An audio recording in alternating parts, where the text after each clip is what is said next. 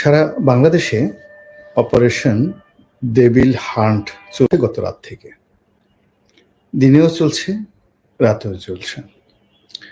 প্রথমত যারা সরকারি কর্তা ব্যক্তি, তাদের বুদ্ধি, প্রজ্ঞা, মেধা এবং রুচি সব মিলিয়ে তাদেরকে একটা ধন্যবাদ দিতে হয় যে অনেক দিন পর আমাদের পুরো জাতিকে একটি নাম দিয়ে চমৎকারভাবে বিনোদিত করেছেন। আমরা সবাই খুশি হয়েছি।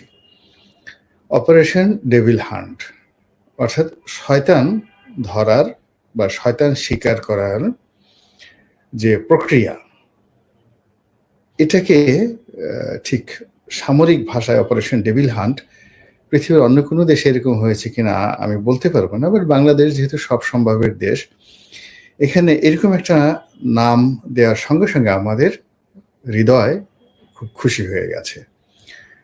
এটি নিয়ে কালকে সারা রাত বাংলাদেশ তোলপাড়। আজকে রাতে কটা শয়তান ধরা পড়ে, যারা শয়তানের ব্যাপারে খুবই উদ্বিগ্ন, তারা সারাটা রাত সেই শয়তান যেন বাংলাদেশ শয়তান অবমুক্ত হয় এই জন্য দোয়া পড়েছে, দরুদ পড়েছে, এবং যারা এই চেষ্টা করেছেন তাদের জন্য দোয়া দরুদ পড়েছেন। তারপর যাদের একটু শয়তান ভীতি রয়েছে, সেই শয়তান ভীতি যাদের রয়েছে তারাও সারা রাত উত্তেজনায় ঘুমাতে পারেনি যে তাড়া খেয়ে শয়তান যদি আমার ঘরে ঢুকে যায়, কারণ শয়তানের তো কোনো শরীরই নেই, শয়তান বাতাসের মতো। তো এগুলোকে যদি লক্ষ্য করে গুলি ছোড়া হয়, এদেরকে লক্ষ্য করে যদি অপারেশন চালানো হয়, আর ওইগুলো বন জঙ্গল ছেড়ে বা লোকালয় ছেড়ে, মানুষের হৃদয় ছেড়ে, মস্তিষ্ক ছেড়ে যদি আমার ঘরে ঢুকে যায়, তাহলে আমার অবস্থা কি হবে? তো এরকম যে কিছু লোক নেই তা কিন্তু বলা যাচ্ছে না। মানুষের 18 কোটি মানুষ নানা রকম চিন্তা ভাবনা করে বিভিন্ন জনে। তো এরকম সারাটার উত্তেজনায় চলেছে। তা আমি সেই সকালবেলা যখন বের হলাম অফিস থেকে, আমি দেখলাম যে দিনের আলোতে ঢাকা শহর কেমন। বলতে গেলে আমার বাসা থেকে যখন বের হলাম পুরো রাস্তাই ফাঁকা, বেশি লোকজন নেই। শুধু প্রেস ক্লাবের সামনে রাস্তার এক সাইড বন্ধ করে অনেকগুলো বিপ্লবী গ্রুপ দাবি দেওয়া নিয়ে রাজপথ একেবারে ব্লক করে রেখেছে। আর উল্টো সাইড, যে সাইড দিয়ে আমি অফিসে ঢুকি, সে সাইডটি একেবারে ফাঁকা। এর মধ্যে দেখলাম যে অপারেশন ডেভিল হান্টের নামে শাহবাগ মোড় থেকে শুরু করে একেবারে ঢাকা ক্লাব পর্যন্ত পুরো এলাকাতে সেই পুলিশ বিভিন্ন গাড়ি থামিয়ে তাদের সবকিছু চেক করছে। নিজের চোখে দেখলাম, এবং রাস্তায় গাড়ির সারি সারি পড়ে আছে অনেকগুলো, 10-12টা গাড়ি। আর যিনি কর্মকর্তা তিনি খুব ব্যস্ত সময় পার করছেন। অন্যদিকে যেটা টেলিভিশনে বা সামাজিক মাধ্যমে দেখলাম সেটা হলো গাজীপুরে যে এলাকাতে গিয়ে মোটামুটি এই সমন্বয়ক যারা গিয়েছেন, যারা জনগণের হাতে লাঞ্ছিত হয়েছেন, অপমানিত হয়েছেন, তো সেই এলাকা পুরুষ শূন্য। সে এলাকার বাড়িঘরে কেউ নেই, এবং সে এলাকাতে ধরপাকড় করার জন্য সেখানে যৌথ বাহিনী অভিযান চালিয়েছে। আর অন্য খবর হলো যে সমন্বয়ক যারা আছেন তারা ভীষণ রকম ক্ষেপে গেছেন গাজীপুর পুলিশ প্রশাসনের উপর। এর কারণ হলো তারা যখন বিপদে পড়েছিলেন, অর্থাৎ তাদেরকে যখন মারধর করা হচ্ছিল, তখন তাদের মধ্যে কেউ কেউ যারা এই মারধরের শিকার হননি, তারা স্থানীয় থানায় টেলিফোন করে তারা বারবার আকুতি জানাচ্ছিলেন এবং বলছিলেন, স্যার আপনার পায়ে ধরি, আসুন আমাদেরকে রক্ষা করুন। তো এই কথা বলার পরও পুলিশের মন গলেনি।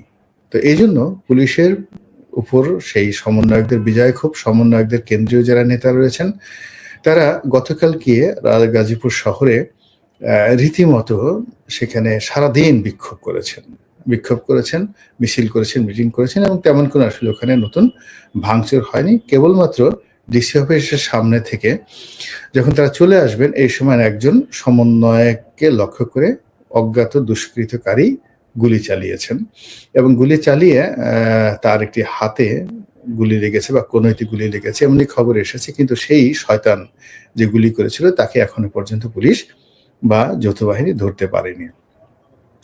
তো এই গেল মোটামুটি গাজীপুরের খবর। অন্যান্য এলাকাতে যেটা দেখলাম সেটা হলো সারা রাত ধরে সেই রাস্তাঘাটে যানবাহন থামিয়ে সেটা মোটরসাইকেল থেকে শুরু করে সবাই সেনাবাহিনী, পুলিশ বাহিনী, অন্যান্য বাহিনী তারা দেদারসে সবকিছু চেক করেছে এবং আজকের দিনেও সেই চেক যাকে বলা হয় চলছে। আর গতকাল দেখেছিলাম দিনের বেলার যে ছবি, অবশ্য সামাজিক মাধ্যমে আজকে প্রথম আলো থেকে শুরু এবং এই টকশোগুলোর মধ্যে সবচেয়ে যাকে বলা হয় আকর্ষণীয়, আমার কাছে অন্তত আকর্ষণীয় যে টকশোটি ছিল তৃতীয় মাত্রা, জিল্লুর রহমান উপস্থাপিত টকশোটি, যেখানে নুরুল কবির সাহেব, নিউ এজ সম্পাদক নুরুল কবির সাহেব অতি গুরুত্বপূর্ণ কতগুলো কথা বলেছেন। তো সেই নুরুল কবিরের কথাগুলো এবং সার্বিক পরিস্থিতি নিয়ে আরো কথা বলবো, তার আগে একটু দেখে আসি যে লাইভে কারা কারা আছেন। সম্মানিত দর্শক, এখন একজন বলছেন, আপনি এত এনার্জি কিভাবে পান বলেন? ভাই, আপনি বলছেন আপনি এত এনার্জি কিভাবে পান? আল্লাহ কাউকে যখন কোনো কাজ করার ভারতীয় বীজ, ইউনুস খান বলেছেন। ভারতীয় বীজ, আমাকে দেখে কি আপনার ভারতীয় বীজ মনে হয়, বা আমার কোনো কর্মকাণ্ডে আপনাকে কি ভারতীয় বীজ মনে হয়? যদি আপনার মনে হয় অসুবিধা নেই, আপনি মনে করতে থাকেন, ভারতীয় বীজ মনে করতে থাকেন। আচ্ছা, ইউনুস আরো বলেছেন, ইউনুস সাহেব প্রমাণ করলো যে বাংলাদেশের মানুষ যত উচ্চ শিক্ষিত হোক প্রকৃত মানুষ হয়ে উঠতে পারে না। হাসিনার বিদায়ের পর আমরা ভালো কিছু আশা করেছিলাম, কিন্তু শেষে যে লাউ সেই কদু, এটা বলেছেন একজন। আর নিচে থেকে আসি, স্যার কি বিএনপি কোনোদিন ক্ষমতা আসতে পারবে? আপনি বাংলাদেশের সম্পর্কে বলছেন বিএনপি নির্বাচন হলে তো বিএনপি ক্ষমতায় আসবে, নির্বাচন তো আগে হতে হবে। এখন নির্বাচন না হলে এই ব্যাপার আসলে কিছুই বলা যাবে না। ধানমন্ডি ভাঙা কি ঠিক হয়েছে রনি ভাই? না, ঠিক হয়নি। আমি একটা দৃঢ়তার সাথে বলতে চাই, এটা কোনো অবস্থাতেই ঠিক হয়নি। তারপর শেষে আপনি কি মনে করেন ইউনুস সরকার সরিয়ে কাজ করছেন? না, জি, আমি মনে করি ইউনুস সরকারের অনেক সিদ্ধান্ত যেগুলো গণতান্ত্রিক নয়, এবং অনেক সিদ্ধান্ত, এবং যেহেতু তিনি গণতান্ত্রিকভাবে নির্বাচিত নন এবং গণতন্ত্রের সঙ্গে তার কোনো সম্পর্ক কোনো কালে ছিল না, ফলে তার কাছে গণতান্ত্রিক আচরণ আশা করা যায় না। আমরা শুধু আশা করেছিলাম যে তিনি একটি নির্বাচন দিবেন, নির্বাচন দিয়ে তিনি চলে যাবেন, এই পর্যন্তই। বাংলাদেশের মতো এত বুদ্ধিজীবী আর কোনো দেশে না। আপনি ঠিকই বলেছেন, বাংলাদেশে অনেক বুদ্ধিজীবী আছে। তারপরে আপনি কি মনে করছেন ইউনুস সরকার, আরো নিচে যাই, নিচে যাওয়ার পর আছে আপনি এক ইন্টারভিউটা বলেছিলেন আওয়ামী লীগের দুঃসময় আসলে আপনি হাল ধরবেন। আমি একথা বলেছিলাম, দুঃসময় আসলে হাল ধরবেন, কিন্তু এমন দুঃসময় যখন হাল ধরার মতো একটা নৌকা থাকতে হবে। তো দুঃসময় তো হাল ধরার মতো নৌকা নেই, নৌকা তো ডুবে গেছে, হাল ডুবে গেছে, অথই নদীতে সমস্ত মানুষ ভাসছে। আগে তো আপনাকে একটা নৌকা তৈরি করতে হবে। তা এক, দুই নম্বর হলো হাল ধরার জন্য এখনো হাল যাদের হাতে আছে তারা তো হাল ছাড়ছেন না। তারা হাল যদি ছেড়ে দিতেন তাহলে তারা নৌকা ডুবিয়ে দিয়েছেন সমুদ্রে। আওয়ামী লীগের নেতাকর্মীরা সব থই থই করে যাকে বলা হয় ডুবার চেষ্টা করছে। আর অন্যদিকে নৌকার যে হাল, সেই হালটি তারা এখনো ধরে রেখেছেন, কিন্তু নৌকা নেই। আচ্ছা, তারপরে শেষে শান্তিপূর্ণ ভাঙচুর কি করতে দেওয়া উচিত? শান্তিপূর্ণ ভাঙচুর কি করতে দেওয়া উচিত? এখানে একটা ব্যাপার হলো কি, যে কোনো ভাঙচুরই আসলে সমর্থনযোগ্য নয়, কোনো ভাঙচুরই সমর্থনযোগ্য না, কিন্তু জনগণ কিন্তু এখন পছন্দ করছে না, বিকজ ইউনুস সরকার ভালো করতে পারছেন না। কিন্তু যদি এই কাজটি আগস্ট মাসের 15 তারিখ পর্যন্ত হতো, যে সমস্ত বাড়ি ঘর ভাঙচুর হচ্ছে, তখন কিন্তু জনগণ এখন যেভাবে রিয়্যাক্ট করছে সেভাবে হয়তো রিয়্যাক্ট করতো না। সবাই প্রতিশোধ পরায়ণ। তো জি, আপনাকে ভারতীয় আচ্ছা, কেন রোজা রেখেছেন ধরা পড়ার পর? না ভাই, রোজা ধরা পড়ার পর রাখিনি, এটা আমি সারা অনেক বছর, আজকে 25-30 বছর যাবত রাখি। এটা হলো রোজার যে আগে মাসে আল্লাহ রাসূল হুজুর পাক সাল্লাল্লাহু আলাইহি ওয়াসাল্লাম নিয়মিত রোজা রাখতেন। তো যার জন্য রোজার আগের মাসে সবসময় যে কোনো মুমিন মুত্তাকিরা রোজা রাখেন। রোজাকে মূলত মাহে রমজানকে স্বাগত জানানোর জন্য। এই রোজার অনেক বরকত এবং ফজিলত। আপনি যদি ধর্মপরায়ণ হন এবং আমার এই কথা শুনে উদ্বুদ্ধ হন, একটা রোজা হলো এই মাসে আপনি রাখবেন, আল্লাহ আপনাকে বরকত দান করুন। তারপর hi Roni, how are you? Is very sad what going on, ইংরেজিতে বলেছেন। জি, অবশ্যই এটা খুবই দুঃখজনক যা কিছু হচ্ছে। আওয়ামী লীগ হান দিলে কেমন হতো, এত নাটক কেন? তারপরে একজন বলেছেন আমার পছন্দের মানুষ গোলাম মাওলা রনি ভাই, কামাল ভাই, অনেক অনেক ধন্যবাদ। আল্লাহ আপনার প্রতি রহমত এবং বরকত নাজিল করুন। আপনি আসলে কোন ঘরের পাত্র? অনেকেই প্রশ্ন করেন, অনেকবার উত্তর দিয়েছি। আমি আসলে কোনো ঘরের পাত্র নই। আমি আমার নিজের ঘরের পাত্র। নিজেরটা খাই, নিজের মতো চিন্তা করি, নিজের মুখ দিয়ে নিজের কথা বলি। অন্যের শেখানো বলি না। অন্য দ্বারা প্রলোভিত হয়ে কোনো কাজ করি না। সামনে কোনো পদ-পদবি পাবো, এই লোভ এবং লালসা থেকে কোনো কথা বলি না। যেটি ভালো মনে হয় সেটি বলি। অনেক সময় সব যে ভুল হয় তাও যেমন ঠিক নয়, সব যে আবার সঠিক হয় তাও ঠিক নয়। যেটি মনে হয় জনগণের জন্য বলা উচিত, দেশের জন্য বলা উচিত, সেটি বলি। সেটি বলতে গিয়ে হয়তো কারো পক্ষে যায়, বিপক্ষে যায়। কিন্তু কাউকে খুশি করার জন্য যদি কিছু বলে থাকি সেটা একমাত্র আল্লাহ রাব্বুল আলামিনকে এবং তার রাসূল সাল্লাল্লাহু আলাইহি সাল্লামকে খুশি করার জন্য চেষ্টা থাকে অন্তরে। কিন্তু এটা নিয়ে অন্য ধর্ম ব্যবসায়ীদের মতো ব্যবসা করার কোনো মানে যাকে বলে আমার কোনো কালই এরকম কোনো অভিব্যক্তি ছিল না। আল্লাহ এর থেকে আমাকে পানাহা দান করুন। আপনি কি মনে করেন ইউনূস স্যারের সঙ্গে এটা কাজ করেছেন? তারপরে এই কথা বলেছি, এরপর আরো অনেক মানুষই করেছে। যাক, এখন আমরা মূল ঘটনায় আসি।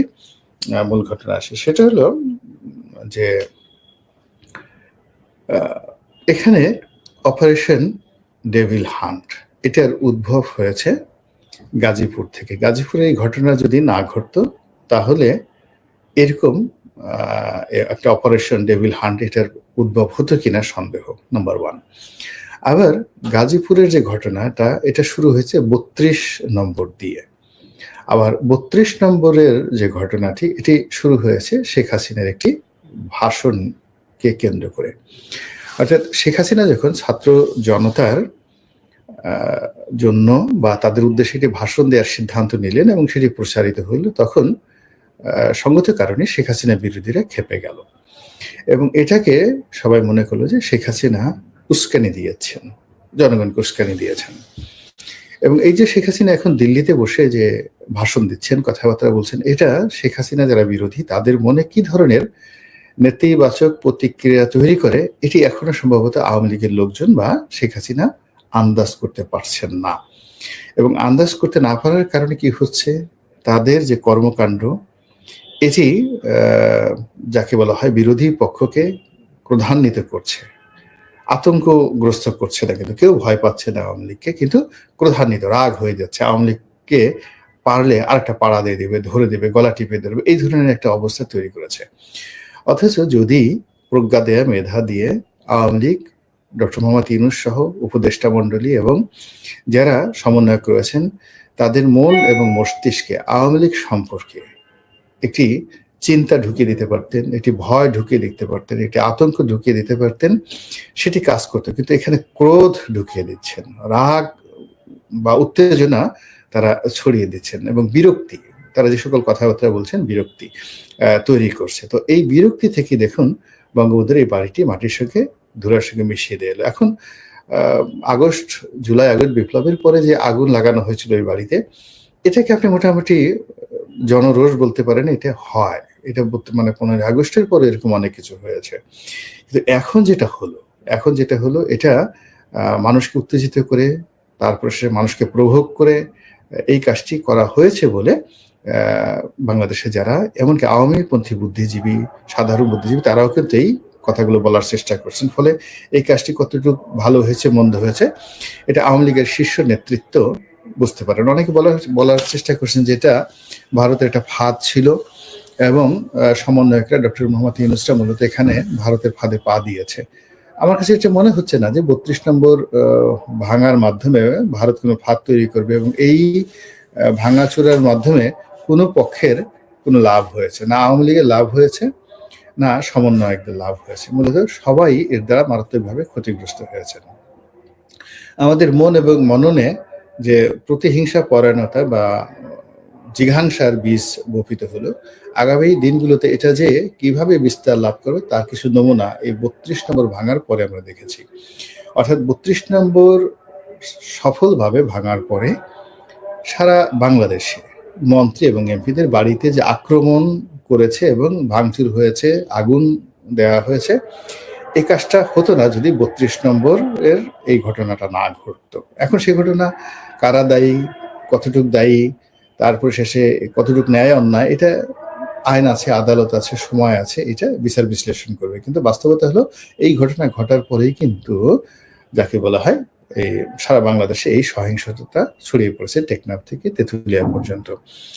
তারপর আবার এটার বিরুদ্ধে যে যার অবস্থান থেকে মোটামুটি তারা কিন্তু প্রতিবাদী হওয়ার চেষ্টা করছে, এবং এটাও ম্যাটিকুলাসলি, মানে জ্যামিতিক হারে বা গাণিতিক হারে এটা কিন্তু বেড়ে যাচ্ছে। তারই প্রমাণ হলো যে গাজীপুরের মোজাম্মেল হক সাহেবের যে বাসভবন, সেখানে যারা আক্রমণ করতে গেছেন এই খবর ছড়িয়ে পড়লো যে সেই বাড়িতে ডাকাত পড়েছে এবং ডাকাতি করছে। তো সেখানকার যারা নিরীহ সাধারণ জনগণ, তারা সেই ডাকাতি বন্ধ করার জন্য মূলত সেখানে সবাই গিয়েছে।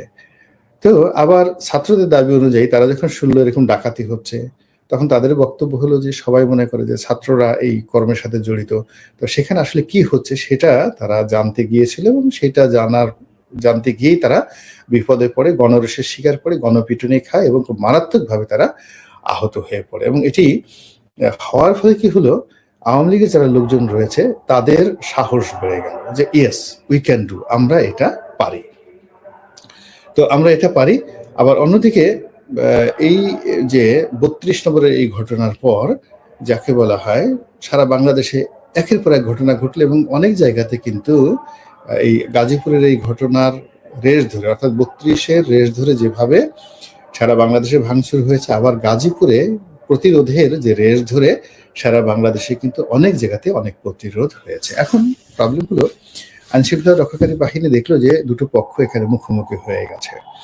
তো মুখোমুখি এই অবস্থানকে নিউট্রাল করার জন্য তাদেরকে একটা ব্যবস্থা নিতে হবে, আদারওয়াইজ পুরো পরিস্থিতি নিয়ন্ত্রণের বাইরে চলে যাবে। যেমন দেখা গেল যে যেখানে শেখ মুজিব আছে, যেখানে আওয়ামী লীগ আছে, যেখানে বঙ্গবন্ধু আছে, এই জায়গাগুলোতে ভাঙচুর হচ্ছে। তো একজন সামাজিক মাধ্যমে একটা ক্যান্টনমেন্টের দৃশ্য দেখালো, যে একটা ক্যান্টনমেন্টের নাম নাকি আমি আগে জানতাম না, শেখ রাসেলের নামে একটা ক্যান্টনমেন্ট রয়েছে।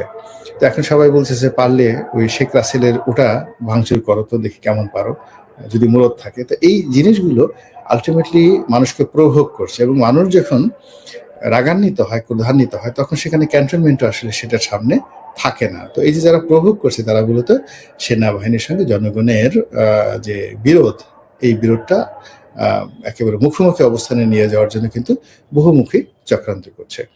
তো এখন আমরা গাজীপুরের এই ঘটনা বলি, যে যেটা নিয়ে নুরুল কবির সাহেব খুবই মূল্যবান কথাবার্তা বলেছেন। আর দ্বিতীয়ত এই অপারেশন ডেভিল হান্ট, এটার ভবিষ্যৎ কি, এই বিষয়ে কথা বলে মূলত আজকের এই ভিডিওটি শেষ করবো। তার আগে আবার একটু দেখে আসি যে কয়জন আছে এবং কারা কারা আছেন। সম্মানিত দর্শক, এখানে ভাই ডাকাতি করতে গিয়ে মার খেয়ে আবার বড় বড় কথা একজন বলছেন, প্রিসানার নিরপেক্ষ অবস্থান থেকে আপনার দর্শক মতে আওয়ামী লীগ গুরুত্বপূর্ণ কয়দিন আওয়ামী লীগ পুনর্গঠনে আর কয়দিন লাগতে পারে। এখানে মূলত আওয়ামী লীগ পুনর্গঠনে যেটা আছে, যদি বর্তমান সরকার ভালো করে, এটা বিপ্লব হাসান, বর্তমান সরকার ভালো করে, তাহলে আওয়ামী লীগের যাকে বলে রাজনীতিতে মানে ক্ষমতা আসতে 20 বছর লাগবে, রাজনীতিতে আসতে অন্তত 5 থেকে 6 বছর লাগবে। কিন্তু বর্তমান সরকার যদি ফেল করে, ডক্টর মোহাম্মদ ইউনূস ফেল করে, একটা নির্বাচনের নামে যদি আরেকটা তামসা হয়, যা কিছু হয়, তাহলে আওয়ামী লীগ যে কোনো সময় ফিরে আসতে পারে, any time. It may be within 1 month, it may be within 2 month, এটা ফিরে আসতে পারে। এটা নির্ভর করে বর্তমান সরকারের সফলতা এবং ব্যর্থতার উপরে। একজন লিখছে, ভাইয়া আপনার টকশো শুনতে শুনতে ঘুমায়, লাস্ট 500 ভিডিও হয়তো দেখেছি, আপনাকে বোঝার বা বিশ্লেষণের ক্ষমতা সবার নাই। আল্লাহ রাব্বুল আলামিন প্রত্যেকটা মানুষকে একটা ইউনিক ইঞ্জিনিয়ারিং দিয়ে তৈরি করেছেন। মানুষ এত একটা জটিল যে মানুষ তার নিজেকে চিনতে পারে না। এই জন্য সমস্ত জ্ঞানীরা বলে নো দাই সেলফ, নিজেকে চেষ্টা করো। তো এখন আমি যেখানে আমার নিজেকে চিনতে পারি না, আমাকে আপনি চিনবেন কি করে? এর কারণ হলো পরিবেশ পরিস্থিতির জন্য যে যেখানে হোক, এটা তো শুরু হওয়া উচিত ছিল যমুনা থেকে, বড় ডেভিল ডেন, তো ওখানে একজন বলার চেষ্টা করেছেন এখানে। তারপরে আমিও এই দেখেন একেবারে যার সব লেখাগুলো পড়ে যাচ্ছি। তারপরে সালামুন আলাইকুম, ভালোই বলে থাকবেন, ধন্যবাদ। এখানে আছে ইউসুফ বখতিয়ার ভাই বলেছেন, ভিলেজ লিডার দেশের কত % মানুষ এই আন্দোলনে সম্পৃক্ত ছিল? 10%, 18 কোটি মানুষ। উত্তর না 5%, এটা একজন বলেছেন। তারপরে সুমন ইউটিউব একটা কথার কথা, সুখে থাকতে ভূতে কিলায় কয়ে গেছে রামে। তারপরে আরে ভাই এখন শয়তান রূপকার্থে হয়েছে, মানব শয়তানকে বোঝানো হয়েছে। এখানে আমি একটু যে ভাই বলেছেন আলামিন খান, আপনাদেরকে একটা কথা বলি, কোনো মানুষকে যদি আপনি শয়তান বলে গালি দেন, এটা কবিরা গুনাহ। কোনো মানুষকে আপনি শয়তান মনেও করতে পারবেন না। শয়তান অভিশপ্ত জিন সম্প্রদায়ের একটা প্রাণী। আল্লাহ রাব্বুল আলামিন অতি ভালোবাসা দিয়ে, স্নেহ দিয়ে, তার সৃষ্টি কৌশলতার সর্বোচ্চ মাধুর্যতা দিয়ে তিনি এই আশরাফুল মাখলুকাত, সৃষ্টির সেরা মানুষকে তৈরি করেছেন এবং ফেরেশতা সহ সবাইকে বলেছেন একে সেজদা করো। এবং একজন জিন, যাকে আল্লাহ রাব্বুল আলামিন জিন থেকে ফেরেশতার মর্যাদা দিয়েছিলেন, ইবলিস, সেই ইবলিস মানুষকে সেজদা করে নাই, হযরত আদম আলাইহিস সালামকে সেজদা করেনি। এই জন্য তাকে জান্নাত থেকে বের করে দেওয়া হয়েছে, অভিশাপ দেওয়া হয়েছে। এখন আপনি সেই মানুষকে, যে মানুষকে আল্লাহ সেজদা করতে বলেছেন তার ফেরেশতা কুলকে, আর যে মানুষকে আল্লাহ রাব্বুল আলামিন বন্ধু হিসেবে গ্রহণ করেছেন, অর্থাৎ আপনি যদি আল্লাহর প্রিয় বান্দা হন, তো একটা সময় আর আপনি কৃতদাস থাকেন না। আল্লাহর হুকুম অনুযায়ী, আল্লাহর কমিটমেন্ট অনুযায়ী আল্লাহ তার অনেক বান্দাকে বন্ধু হিসেবে, মাহবুব হিসেবে গ্রহণ করে নেয়। তো সেই মানুষকে আপনি ইন জেনারেল যদি আপনি শয়তান বলেন, ডেভিল বলেন, এটা কবিরা গুনাহ। এবং এই কবিরা গুনার কারণে অপারেশন ডেভিল হান্ট এটা সফলতা পাবে না এবং এই কর্মে কোনো বরকত আসবে না। এবং আপনারা এটা লিখে রাখেন, এই অপারেশন ডেভিল হান্টে এমন কিছু হবে, কলঙ্ক হবে, যার কারণে যারা এই অপারেশন পরিচালনা করছেন তাদের সবাইকে বিব্রত হতে হবে। এটা মুসলমানের দেশ, 90% মুসলিম, ধর্মবোধ, বিশ্বাস। এখানে ইচ্ছা করলে সব কাজ করা যায় না, এখানে ইচ্ছা করলে সবকিছু মানে যাকে বলা হয় করা ঠিক হয় না। এবং আপনি দেখবেন আমাদের দেশে প্রায় সবকিছু আল্লাহ রাব্বুল আলামিন নিজের হাতে চালায়, এখানে চাইলেই আপনি কোনো কিছু করতে পারবেন না। যাই হোক, যেটা বলছিলাম অপারেশন ডেভিল হান্ট, যেটা সেটা তো বলাই হয়ে গেল। ওই আপনার এক প্রশ্নের জবাবে এখন সর্বশেষ যেটি, অনেকক্ষণ বলা হয়ে গেছে 23 মিনিট, সর্বশেষ যে কথাটি বলবো সেটি হলো, জনাব নুরুল কবির গাজীপুরের ঘটনা নিয়ে বলেছেন যে এই গাজীপুরের এই ঘটনায় কে দায়ী,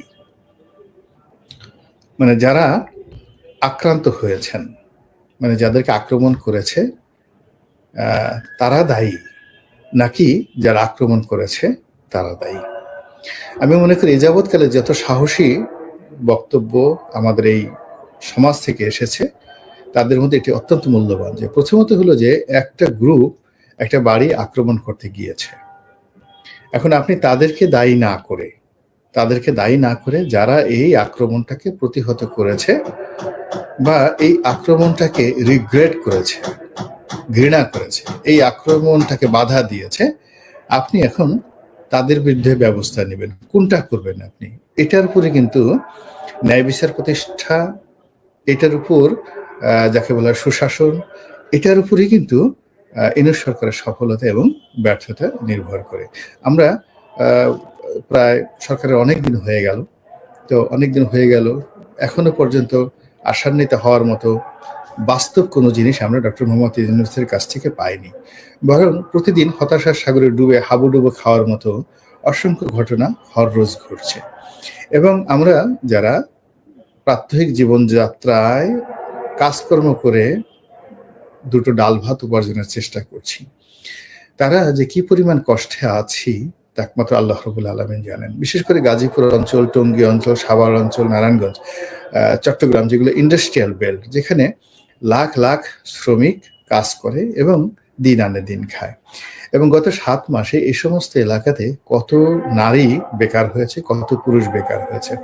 ফলে এই বেদনাগুলো, এই কষ্টগুলো যদি হঠাৎ করে এই অপারেশন ডেভিল হান্টের উপরে এসে ঝাঁপিয়ে পড়ে, আর আমরা যদি এই অভাবী এবং ক্ষুধার্ত মানুষগুলোকে শয়তান বলে বা শয়তান মনে করে তাদের উপর আমাদের যে শক্তিমত্তা প্রয়োগ করি, বুঝতে পারেন কি পরিণতির দিকে আমরা এগোচ্ছি। মহান আল্লাহ রাব্বুল আলামিন আমাদেরকে রক্ষা করুন এবং এই দেশ, এই জাতির প্রতি তার অশেষ রহমত এবং বরকত দান করুন। আসসালামু আলাইকুম ওয়া রাহমাতুল্লাহি ওয়া বারাকাতুহু।